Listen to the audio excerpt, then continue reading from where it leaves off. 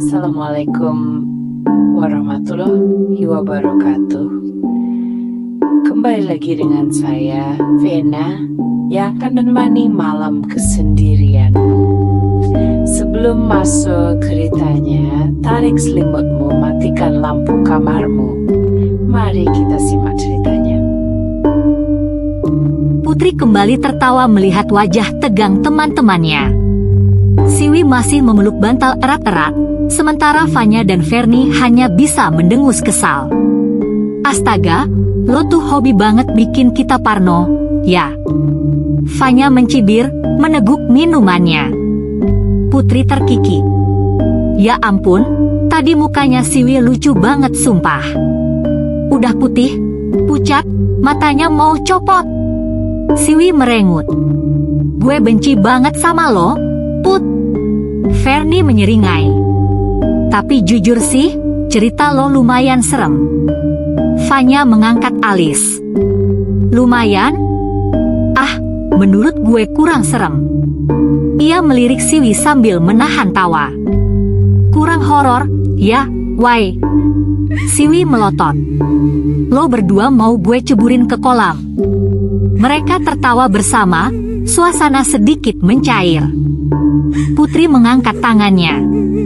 Oke, cerita gue selesai. Sekarang giliran siapa? Siwi langsung menyela. Udah, jangan lanjut. Gue udah cukup. Tapi Fanya, Putri, dan Fernie justru bersorak, menolak berhenti. Lanjut dong. Udah tanggung. Siwi mengerang. Ya ampun, kalian ini, ya udah hompimpa lagi aja. Mereka mengulurkan tangan, melakukan hompimpa sekali lagi. Kali ini, hasilnya jelas. Fernie yang harus bercerita. Fernie terdiam. Tak seperti Putri yang langsung bersemangat menceritakan kisahnya, Fernie justru terlihat ragu. Ia menatap panggangan yang mulai mendingin, lalu menghela napas panjang. Putri menepuk bahunya. Lo kenapa, Fer? Gak ada cerita? Fanya menyeringai. Atau jangan-jangan lo takut sendiri? Siwi berharap Fernie benar-benar gak punya cerita. Kalau lo gak ada cerita, kita stop aja ya. Udah malam juga. Tapi Fernie akhirnya berbicara, suaranya pelan. Ada. Gue punya cerita. Tatapan matanya berubah serius. Hawa di sekitar mereka seolah berubah lagi, sedikit lebih berat. Api panggangan menyala redup, suara jangkrik terdengar lebih pelan. Fanya menyandarkan punggungnya ke kursi. Wah, akhirnya. Ayo, Fer. Cerita lo apa? Fernie menghela napas sebelum memulai. Ini kejadian waktu gue masih kecil, dan sampai sekarang, gue gak pernah bisa lupa. Siwi langsung menggigit bibirnya, sudah merasa gak enak. Dan satu hal yang gue tahu, seharusnya kita gak pernah membangunkan sesuatu yang sedang tidur. Angin berhembus pelan. Hening menyelimuti mereka lagi. Putri masih terkikik, melirik ke arah teman-temannya. Gila, ya. Cerita kita semua waktu kecil. Jangan-jangan, kita ini anak adopsi setan. Fanya tertawa. Wah, bisa jadi. Kita dikumpulin di dunia manusia biar jadi generasi baru penglihatan gaib. Siwi mengerang dan menutup telinganya. Udah. Jangan ngadi-ngadi, gue gak mau dengar lagi. Mereka semua tertawa, kecuali Siwi yang masih terlihat ketakutan. Jam sudah menunjukkan pukul 11 malam. Angin malam terasa semakin dingin, membuat suasana terasa lebih hening. Fernie yang sedari tadi diam akhirnya menghela napas, bersiap untuk memulai ceritanya. Oke, dengerin baik-baik. Ini kejadian waktu gue kelas 6 SD. Siwi langsung menutup wajahnya dengan bantal. Gue nyesel ikut nginep. Fernie tersenyum tipis, lalu melanjutkan. Gue tinggal di rusun di pinggiran Jakarta. Rusunnya cukup tua, bangunan lama, dan lumayan padat. Gue tinggal di lantai 6 sama ayah, ibu, dan 2 kakak gue, Budi dan Ani. Fanya mengangguk.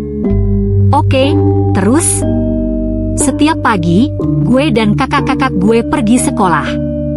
Biasanya, sebelum berangkat, kami selalu menyapa Pak Sarif. Putri menyela, siapa tuh? Fernie tersenyum kecil. Pak Sarif itu satpam rusun.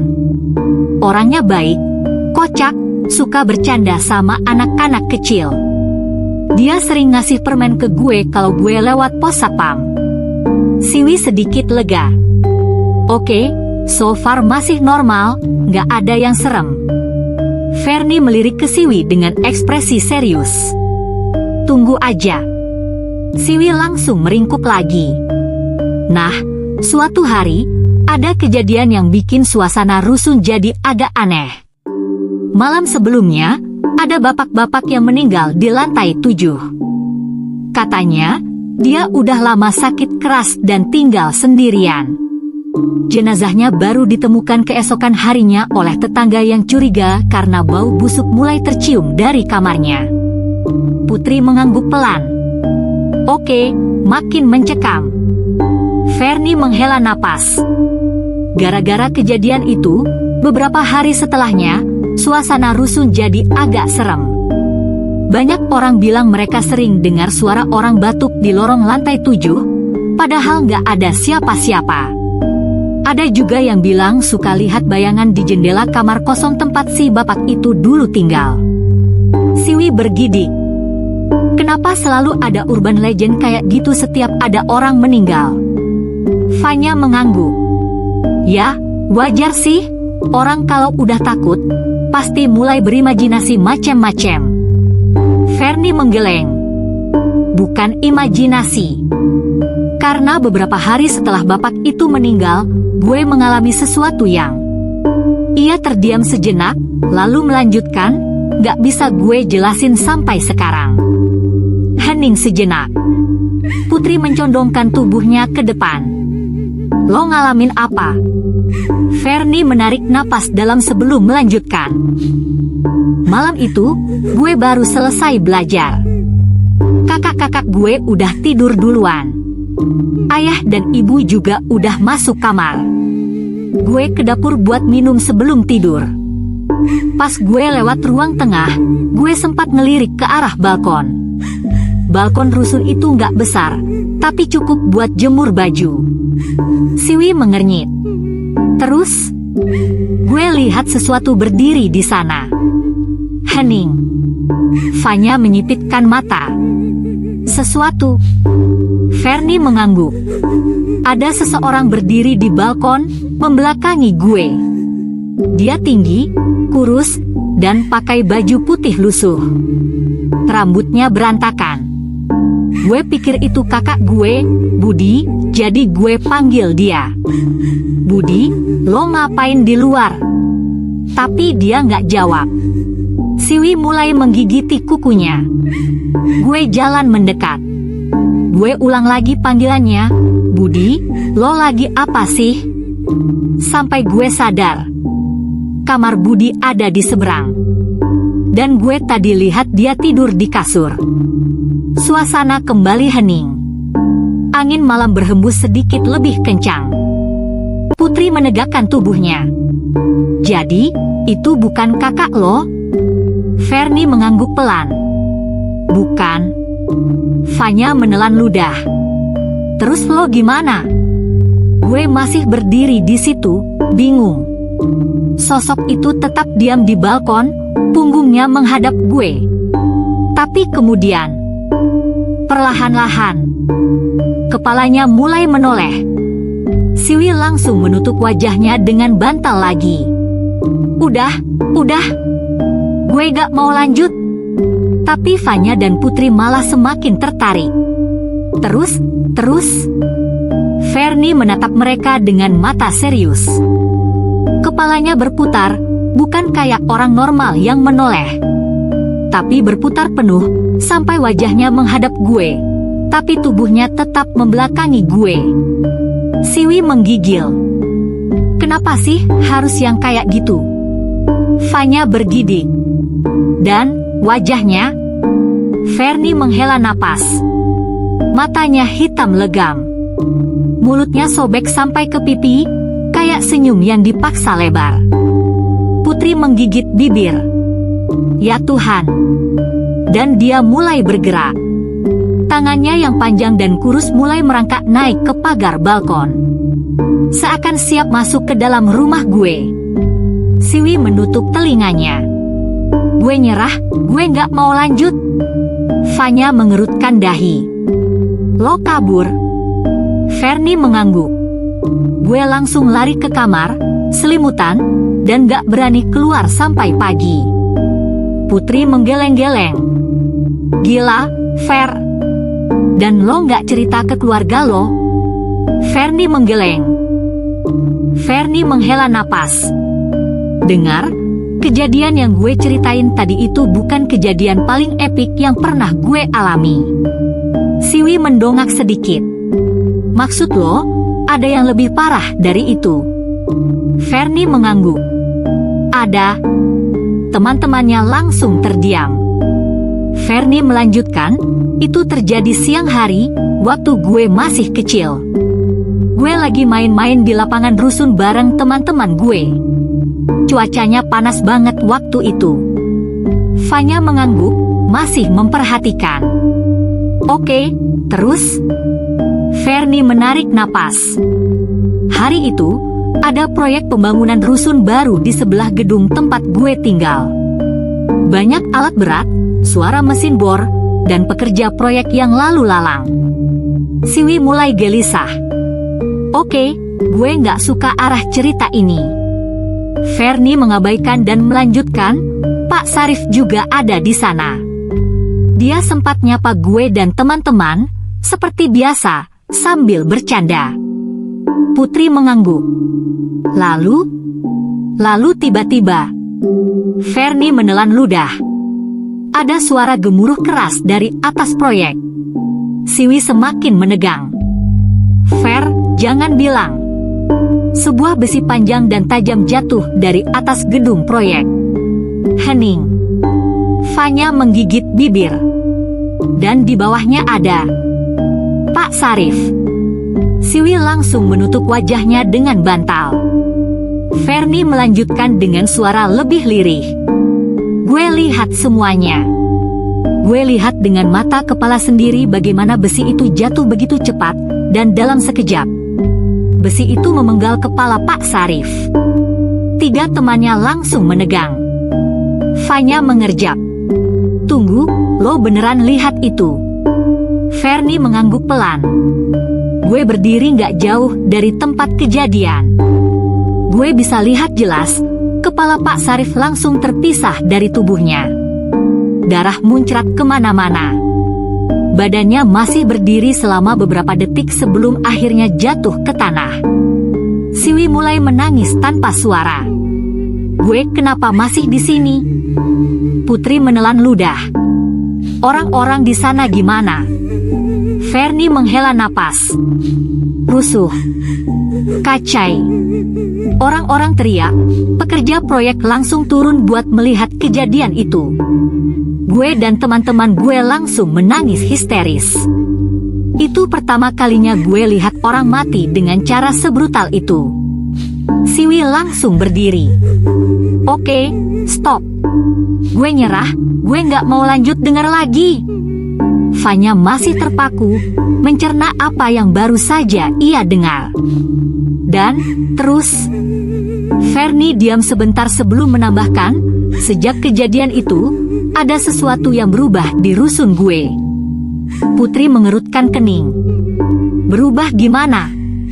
Setelah pemakaman Pak Sarif, beberapa warga bilang mereka masih melihat sosoknya di pos satpam.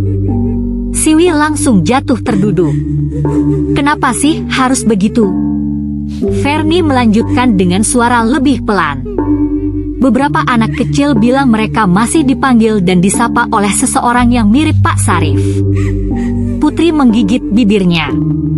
Mirip? Maksudnya, bukan dia. Fernie menatap mereka dengan tatapan dingin. Kata warga yang pernah melihat, wajahnya seperti Pak Sarif, tapi dengan kepala yang miring, seakan masih tergantung di lehernya dengan posisi yang salah. Angin malam berhembus lebih dingin.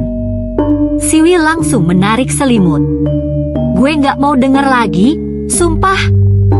Putri menggigil. Dan lo sendiri?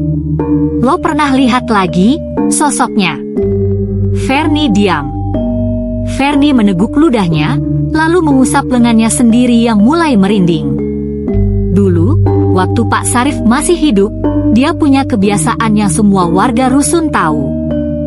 Fanya, Putri, dan Siwi masih menyimak dengan ekspresi tegang. Setiap malam jam 10, pas dia patroli, dia selalu mukul tiang di setiap lantai sambil teriak, "Selamat malam, selamat tidur semua." Putri mengernyit. Kayak satpam rusun pada umumnya gitu ya? Fernie mengangguk. Iya. Tapi masalahnya, kebiasaan itu nggak berhenti setelah dia mati. Hening. Siwi menggigit bibirnya. Jadi lo mau bilang, dia masih... Fernie mengangguk lagi, kali ini lebih pelan. Beberapa malam setelah kematiannya, warga mulai mengalami hal aneh. Mereka dengar suara mukulan di tiang besi di setiap lantai. Siwi memeluk bantalnya lebih erat. Jangan bilang lo juga dengar. Fernie menatapnya tajam. Gue bukan cuma dengar, gue ngalamin sendiri.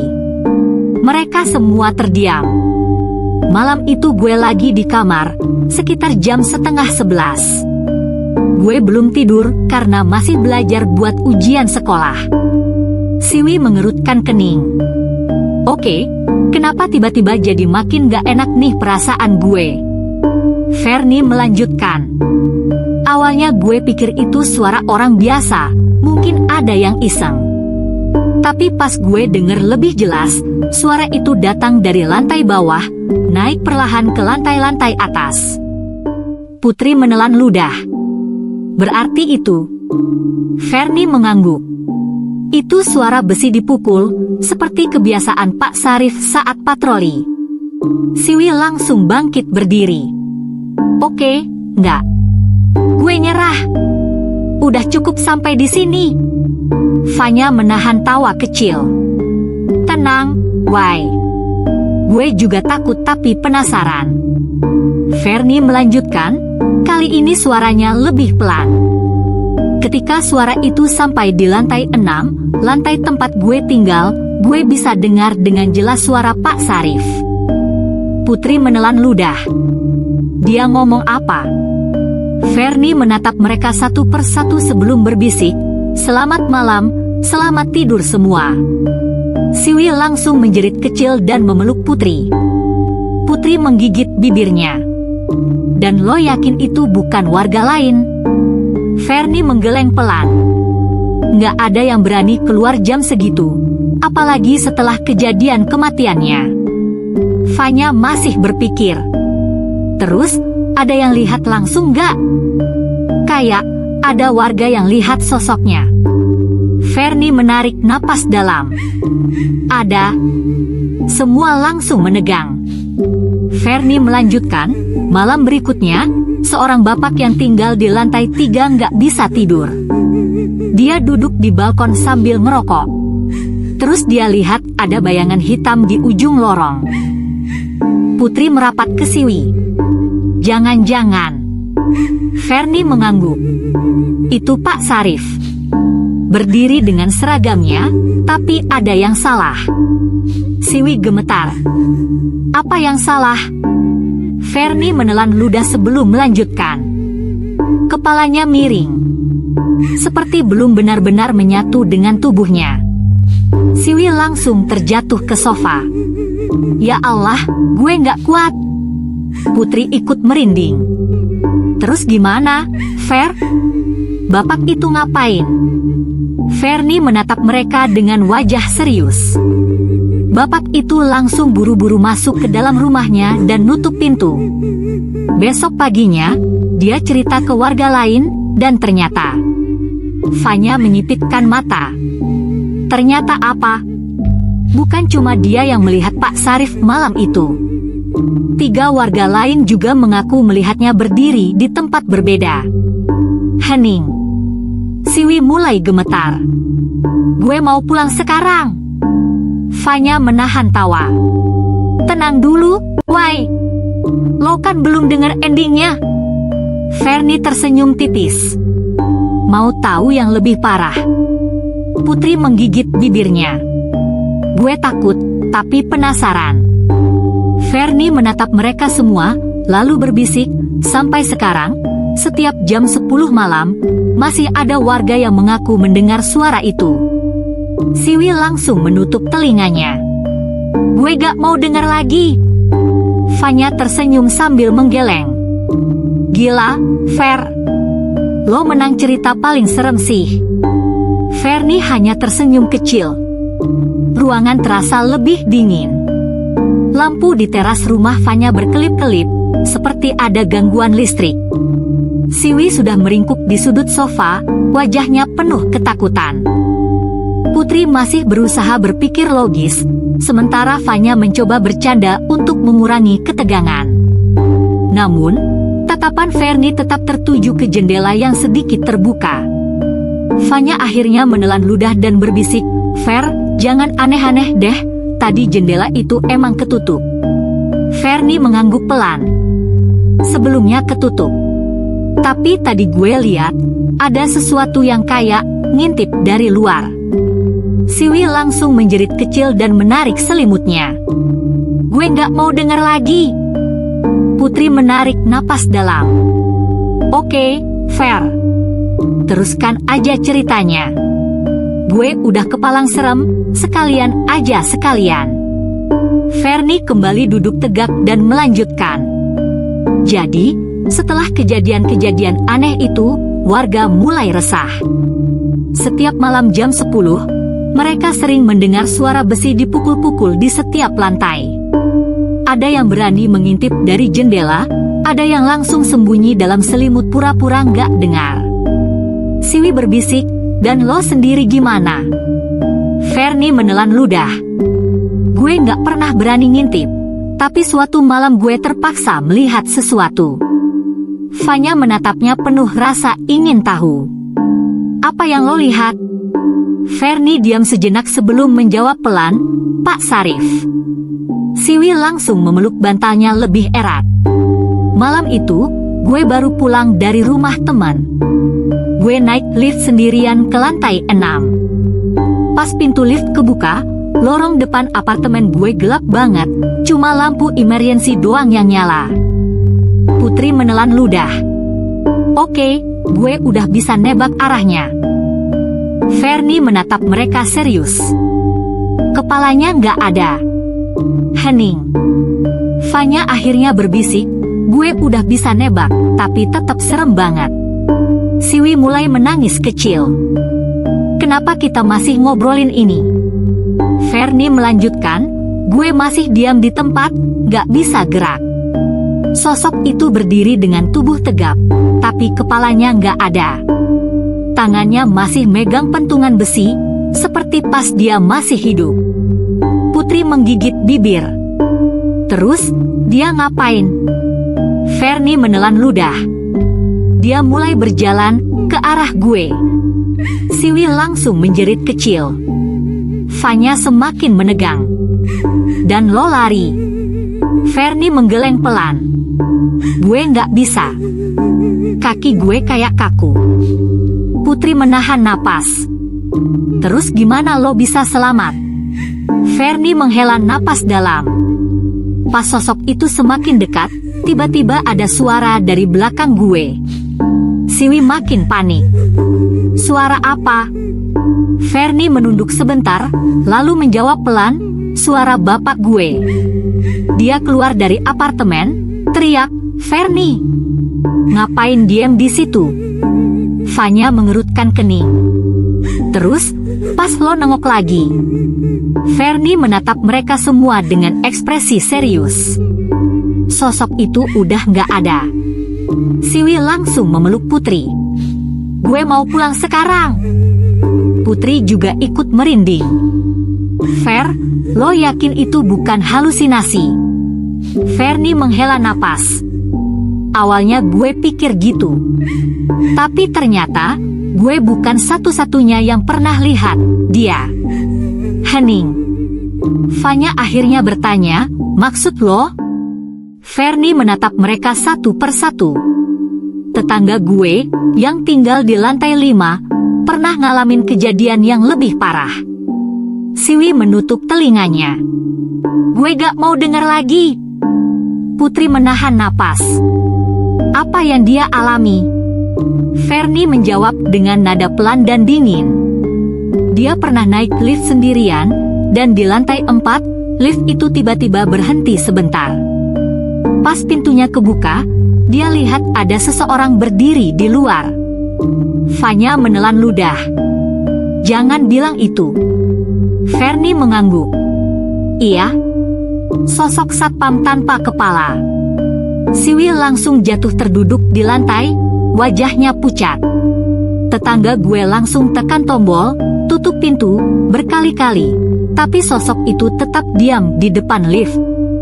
Sampai akhirnya, sebelum pintu tertutup, dia melihat.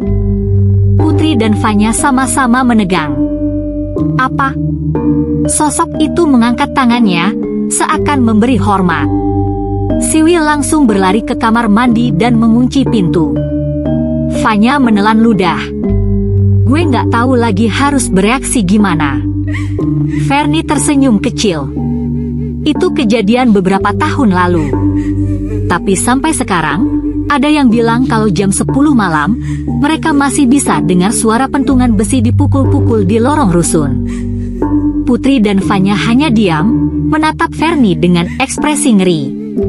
Lalu tiba-tiba, "Tuh!" Mereka bertiga tersentak. "Tuh! Tuh!"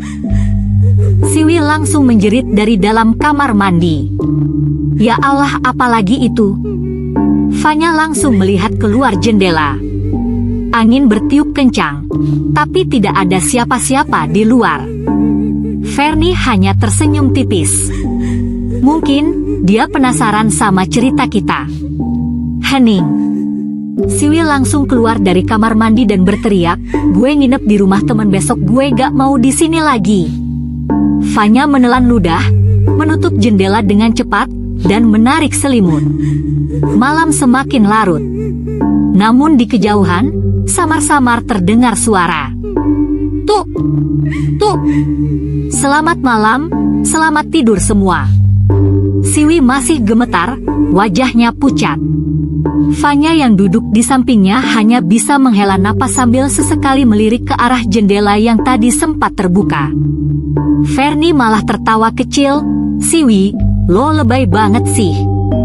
Itu baru cerita, belum kejadian beneran. Siwi mendelik kesal, gue gak lebay. Lo tuh yang terlalu serius ceritanya. Putri tersenyum tipis, menepuk bahu Siwi. Udah, tenang. Ini cuma cerita doang. Kita lanjut aja ya, biar cepet kelar. Siwi mendengus pelan tapi tetap bersandar ke Putri, masih berusaha mengatur napasnya.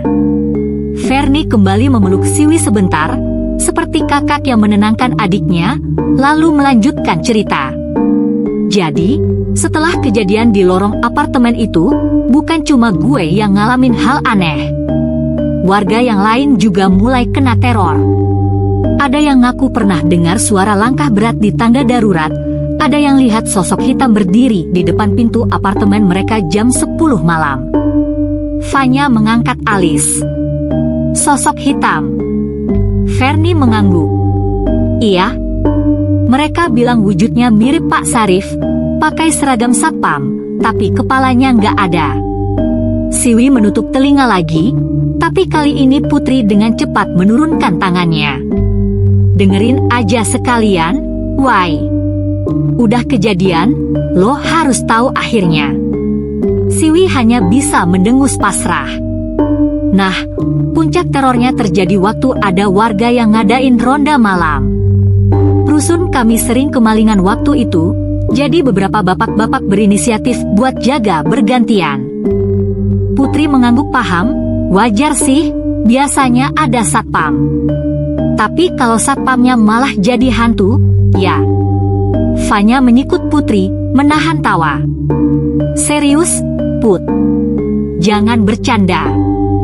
Fernie tersenyum tipis sebelum melanjutkan, malam itu, ada 4 orang yang kebagian jaga, Pak Umar, Pak Dedi, Om Beni, sama Bang Jaka. Mereka muterin rusun dari lantai 1 ke lantai 8 pakai senter dan pentungan.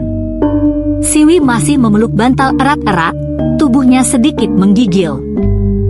Pas mereka nyampe di lantai 5, tiba-tiba udara jadi dingin banget.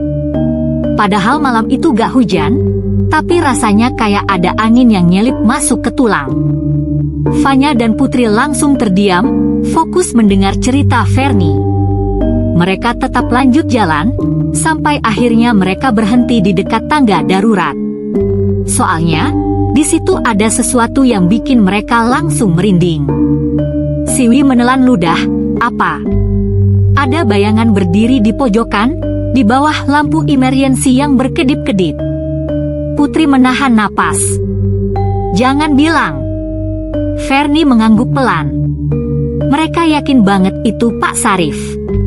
Sosoknya jelas, tubuhnya tegap, seragam satpamnya masih lengkap, cuma kepalanya gak ada. Siwi mulai menangis kecil. Udahan aja Aa. Putri menepuk pundaknya, sementara Fanya menggigit bibirnya. Pak Umar, yang paling tua di antara mereka, langsung mengajak yang lain buat mundur. Tapi sebelum mereka sempat berbalik, Fanya menelan ludah. Jangan bilang ada yang terjadi. Fernie tersenyum kecil, lalu menjawab dengan nada pelan, mereka lihat sesuatu jatuh dari langit-langit. Hening. Putri akhirnya bertanya, apa? Fernie menarik napas dalam sebelum menjawab, sebuah kepala. Siwi langsung berdiri dan menutup wajahnya. Udah. Fanya juga terlihat lebih tegang. Jangan bercanda, Fernie tetap serius. Gue nggak bercanda. Kepala itu jatuh ke lantai, lalu menggelinding pelan ke arah mereka. Putri menahan napas. Terus, pas kepala itu berhenti, matanya tiba-tiba melek. Dan yang lebih serem, Siwi menjerit kecil. Jangan lanjutin. Fernie tetap melanjutkan. Mulutnya menyeringai, lalu dia tertawa. Ruangan langsung sunyi. Siwi mulai gemetar, sementara Fanya dan Putri menatap Fernie dengan ekspresi ngeri. 4 orang itu langsung berlari secepat mungkin ke lantai bawah. Mereka teriak-teriak sampai membangunkan hampir semua warga rusun. Setelah kejadian itu, 3 dari mereka jatuh sakit selama seminggu, sementara 1 orang, Pak Umar, memutuskan buat pindah.